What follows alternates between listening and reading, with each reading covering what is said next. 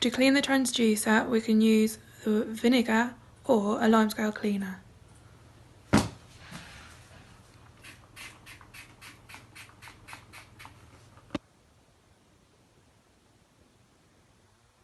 Five minutes.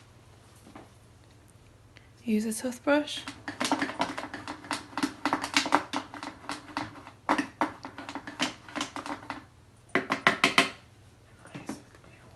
And then rinse with clean water.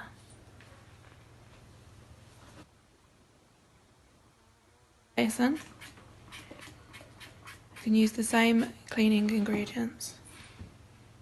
Again, leave to soak.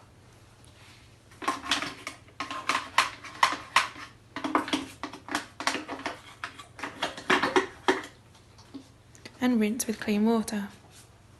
To clean the filter, you can use a jar and dip in with water and vinegar, soak it, and then rinse again with clean water. That is all you need to do.